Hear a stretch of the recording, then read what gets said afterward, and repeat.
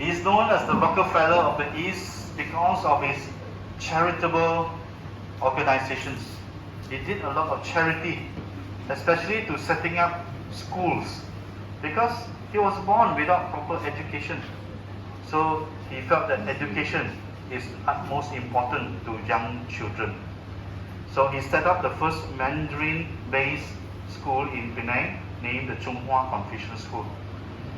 But he's also, well, God-fearing man.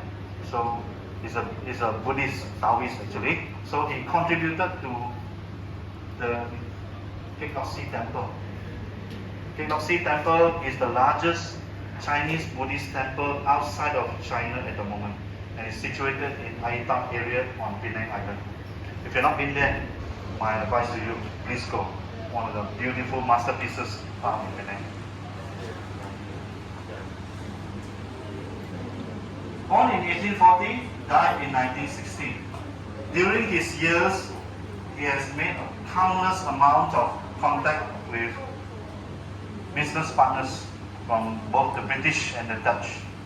So when he passed away in 1916, the British and the Dutch flew their flags at half-mast to give him the final respect.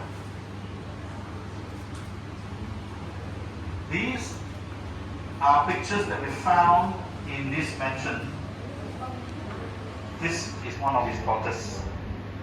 Altogether, 14 children, 6 sons and 8 daughters.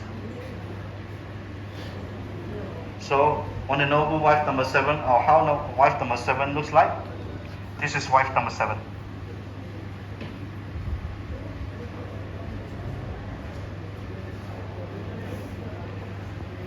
Madam Tan Teh Po.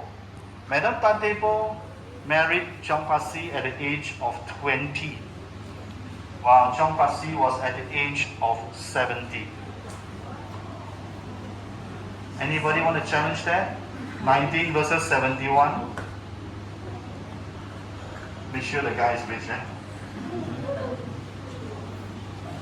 Now, Chong Pat Si has got many names, because in China, we have recognized 22 dialects. Chang Pi Si is the Mandarin version. Chong Pat Si is the Hakka version, his original name. There's also Teo Tiao Sian. That's the Hokkien version. So we found these clothes here with the TTS initials here. TTS means Teo Tiao Sian, his initials. These are his clothes. We also found women's shoes here, boys' caps, and also, wow, there's Stephen Curry. Wow. How many dishes he eat? 12 dishes. I can't finish 3, he goes for 12. Very rich.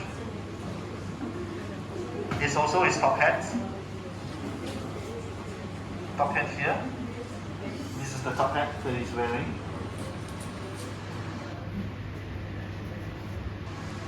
This is a Manchu officer. He has this long pigtail, yeah?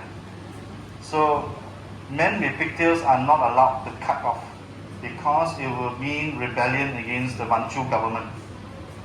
So, but it's quite a problem when he goes over to the west. His pigtail will be sweeping the floor behind him.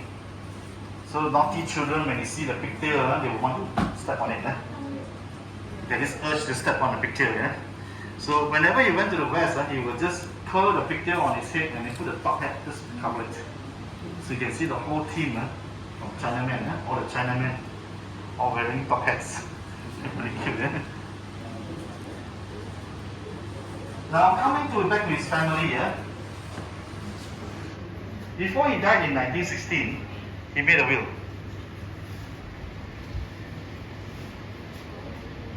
Depicting which son, which wife gets what property. But old Chinamen, more preference on the male. Sorry to say, So, out of the 6 sons, 1 son was disowned. Was given just only 500 Straits dollars and told to bye-bye. Thing is, there's another clause in the will that was very interesting. It states that this mansion is to be given to wife number 7 and subsequently to their son from wife number 7. Tan Tepo married Chong Pasi age 20. At age 24, she bore him one son. That son named Cheong Kam Lung. Right. Now you see this is the big glass, the lobby. This is his wife, Tong Siu Mi. Cheong Kam Lung, Tong Siu Mi. And this is Tong Siu Mi when she was very young. Beautiful lady. Drives an MG. Okay? She has quite a very illustrious life. But there was a problem. When Chong Pasi died in 1916, Cheong Kam Lung was only 2 years old. So for the other wives and the other sons to wait for Cheong Kam Lung to die natural death, they will be dead first. So there are many stories of them hoping that the last son die faster. When they hear the last son fell sick, they will quickly rush to hear and wait for the news whether the son can survive or not. The last time, not so many medicine. A simple malaria can also kill you. So the thing is, he survived a very long age. He died at the age of 75. But before he died at 75, all the money was gone already. Even during his mother's time, the money was already gone because she was busy fighting the other 7 wives in court for the legal guardianship of the house. So she had to rent out the 38 rooms. Out of 38, she had to rent out 34 rooms to 34 families. And there was not enough of money. She had to rent out all the walkways, the lobby areas, below the staircases, to anyone who can pay rent. Just set up a bed there and sleep. So last time they already have their own called Airbnb.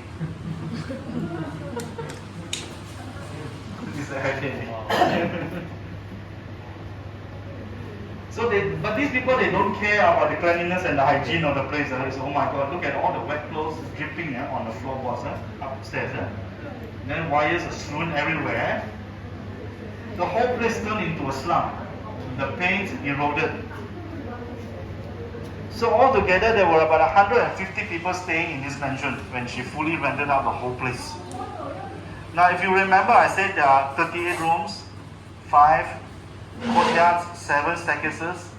Anybody want to ask me how many bathrooms were there? You are now standing in one of the rooms. Out of 38, you're standing in one of the rooms. Do you see any bathroom? Nope. No. Last time, there is no such design whereby the rooms will be inbuilt bathrooms. There were only 4 bathrooms, ladies and gentlemen, at the back of the mansion. 150 people had to queue for 4 bathrooms in the morning. Want to live a life like that? If you heard in Hong Kong last time there was a movie called The 72 Tenants. We had a real life 72 tenants here. But instead of 72, we had 150 here. Right. So finally in year 1989, Cheong Kam Lung passed away peacefully. The wife, Tong Siu Mi, sold the place in 1990. Before she sold, there were dozens of developers waiting at the door to bid for this place because this land here is prime area. It's a beautiful place and it's a very strategic location. But out of the developers stood one man. A man, when he was a boy, passing by this mansion every day attending to school.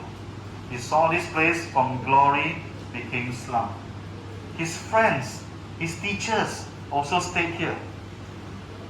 This little boy grew up eventually, went over to England, studied architecture, came back, opened his own architectural firm.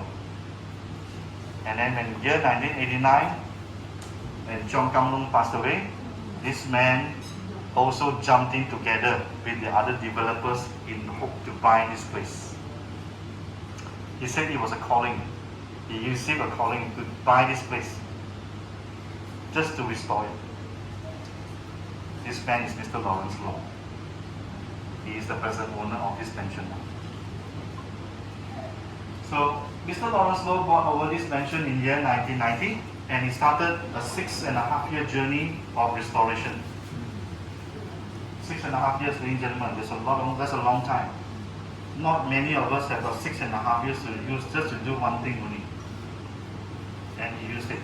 6.5 years, ladies and gentlemen, what you see now today is 6.5 years of hard work and planning. You see a masterful piece of gem sitting in the middle of Georgetown right now, the Blue Mansion.